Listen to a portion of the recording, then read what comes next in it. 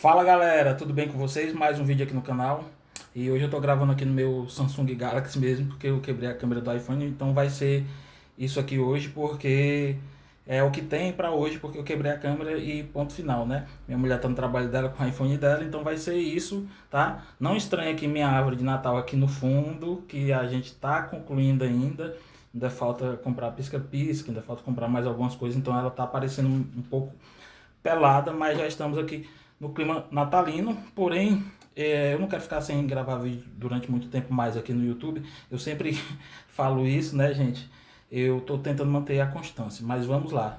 Mas quem tá aqui inscrito no canal sempre vai receber notificações nos shorts, né? Geralmente nos shorts eu tô passando resultados das nossas afirmações. Eu queria falar sobre esse assunto hoje porque o que acontece, gente? Muita gente chega perguntando o que é isso, né? E o tema do vídeo anterior foi sobre a questão de macumba, de gente confundir com macumba, né? Então tem a questão das afirmações, que tem gente que não sabe nem o que é afirmações, simplesmente, né? E tem a questão da lei da suposição. Então eu queria trazer esse tema hoje, porque excluíram Neville Goddard da lei da suposição.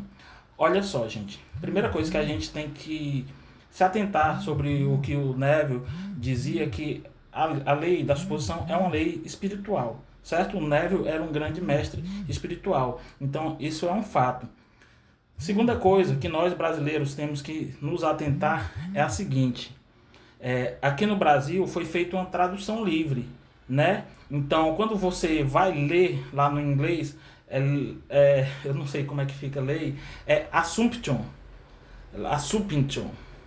Aí assumption virou suposição em português, né? Eu já fiz até um vídeo aqui explicando três formas de analisar essa tradução. Claro que eu não falei da questão da tradução, mas sim do conteúdo, que a tradução às vezes está a lei da assunção, lei da suposição e lei da concepção, né? E eu fiz um entendimento meu para essas três leis, digamos assim, que na verdade não são três leis.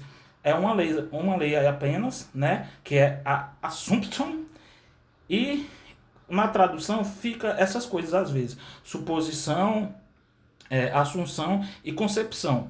Mas na minha opinião, a verdadeira seria assunção. Porque, gente, quando a gente fala em suposição, apesar, só um adendo, tá? Apesar de eu utilizar aqui a lei da suposição, né, o que está na comunidade, eu vou utilizar porque o algoritmo vai entregar a lei da suposição. Então, eu não inventei as regras do jogo, eu jogo o jogo. Mas vamos lá. Para mim, ficaria mais claro para todo mundo, e eu também posso fazer isso a partir de agora, em chamar de lei da assunção. Porque quando você fala assim, a lei é o seguinte: você vai ter que assumir que é e tem aquilo que você deseja, é mais fácil da pessoa entender. Assumir. É mesmo. Às vezes eu digo para mim mesmo que eu sou tal coisa e vem outra pessoa e reflete isso. Às vezes eu digo que tenho tal coisa e vem a coisa e acontece. Então, assumir seria melhor do que supor. Porque às vezes, por exemplo, eu, no meu espaço aqui de mentor, de dar uma mentoria, aí eu vou dar uma explicação, aí eu falo assim: vamos supor o seguinte, vamos supor isso, supor aquilo. Entendeu? Então, supor fica uma coisa muito, às vezes, sem chão, entende? Diferente da assunção, que você assume. Assume que é e já tem o que deseja, certo? Então, a primeira coisa aqui que aconteceu, pelo menos aqui no Brasil, foi essa tradução livre que veio da assunção para suposição, certo? Lembrando que tudo que vem dessa lei, gente, é importado. Não vamos ser hipócritas, né? É uma lei que não é uma lei que foi imposta aqui por nós brasileiros. Mas vamos lá, ela chegou aqui no Brasil, certo? E não só no Brasil, como fora do Brasil também, está acontecendo o seguinte: o movimento começou a excluir o Neville Goddard. Né? Quando eu digo excluir, o Neville Goddard não passou a ser o tema principal do assunto. E eu não coloco a culpa nos criadores de conteúdo, porque o que acontece? As pessoas vão tendo as experiências dela, então elas vão falar das manifestações dela a partir das experiências dela, certo? Só que aí veio uma onda de quê? Veio a onda do glow up, veio a onda do delulu, que isso e aquilo, e veio muita gente jovem, tá? Porque, gente, vamos ser honestos. O primeiro boom ali da lei da atração, quando deu o boom, é porque o que as pessoas queriam? As pessoas queriam pagar as contas, as pessoas queriam pagar os boletos, as pessoas queriam manifestar dinheiro, né? Agora, nesse segundo boom, veio a questão da pessoa específica e veio esses delulus, veio o glow up, da pessoa melhorar sua autoestima e tudo, certo? Então, esse contexto não era um contexto que estava dado ali dentro é, dos ensinamentos do Neville Goddard. Lá não tinha glow up, lá não tinha delulu, certo? Então, automaticamente, foi se tirando o cara que colocou isso aqui no estudo, certo? Colocou isso para jogo. Igual eu falei, eu me coloco nisso também, porque eu falo muito de afirmações. Eu não cito muito o Neville Goddard, porque o tema principal dele era visualização, ok? Só que, por exemplo, ele falava de diálogos internos, ele falava que a pessoa que consegue mudar seus diálogos internos por 5 minutos, ninguém consegue segurar, certo? A gente faz isso aqui através das afirmações. E o mesmo professor do Neville era o professor do Joseph Murphy. Joseph Murphy era principalmente afirmações, certo? Então foi uma coisa meio que natural, não forçada, né? Só que aí que tem uma coisa que é o seguinte: muita coisa começou a se confundir com manifestação. Por exemplo, esses glow up, esse delulu. Gente, tinha gente que já era bonita, tinha gente que já tinha dinheiro. Tinha gente não, tem gente que já é bonita, tem gente que já tem dinheiro e fala assim: ah, eu manifestei como eu dei um glow up na minha vida. Cara, você vai pra casa da pessoa: meu filho, você nasceu bonito. Não foi que nem eu, agora que eu tô parecendo com gente, entendeu? Agora que eu tô melhorando. Se vocês verem, minha lataria era bem mais amassada, bem mais precária do que isso, entendeu?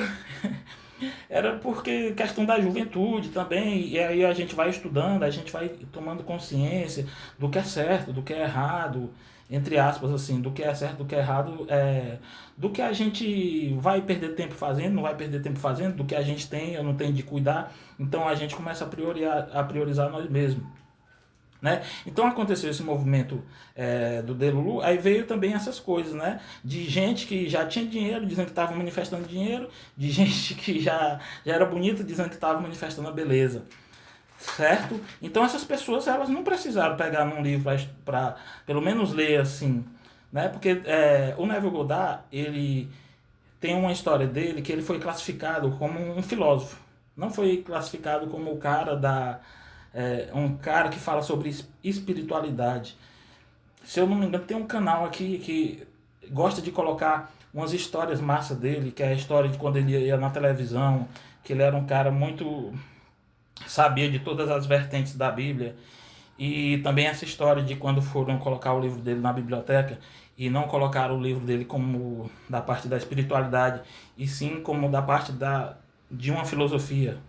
Entende? Então, o Neville Goddard é uma filosofia. E o que aconteceu quando deu o boom do Neville Goddard? Acho que aconteceu uma coisa que nem ele gostaria que acontecesse, que era o culto à pessoa, culto a Neville Goddard. Neville Goddard, apesar de falar da Bíblia, jamais cultuou o Jesus aqui do Ocidente, jamais cultuou o Jesus histórico. O que ele dizia? Que Deus é a poderosa e maravilhosa imaginação humana. Entende? Então ele dizia isso. Então, e nisso ele dizia isso lá na década de 60. Então ele já era um revolucionário por conta dessa visão dele, desses estudos dele. Ele tinha um mestre, ele passou 7 anos estudando, tá? Então, essas meninas, algumas que vieram, uma vez eu vi um vídeo de uma menina, ela dizendo que o Neville, desculpa gente, que eu tô fazendo o vídeo em um take só, então não tô com água aqui. O Neville era um estudante da lei da atração. Ela foi fazer um vídeo dizendo a diferença da lei da atração para a lei da suposição. O Neville é um estudante aí da lei da atração. Como se ele fosse um qualquer, cara. O cara passou 7 anos da vida dele estudando. O Neville era ex-dançarino. E foi criando uma jornada bonita. Tá? Então ele não se tornou isso hoje da noite para o dia. Foi uma coisa de longo prazo, né? Para depois as pessoas reconhecerem ele. Apesar dele lá na época dele estar em programas de televisão, estar em programas de rádio o tempo todo, entendeu? Então, essa é a minha visão que eu queria dar hoje sobre porque Neville Goddard está excluído no momento da lei da exposição, muito por falta de conhecimento de algumas pessoas e também por simplesmente as pessoas terem as experiências delas próprias. E tá tudo certo, tá tudo ok, mas eu quero saber a sua opinião sobre isso, tá bom? Comenta aqui, deixa seu like que eu posso até fazer outro vídeo sobre isso. Deixe seu comentário se você deseja falar mais sobre isso, para a gente falar sobre estado de consciência e tudo mais. Me siga porque eu sou o seu treinador.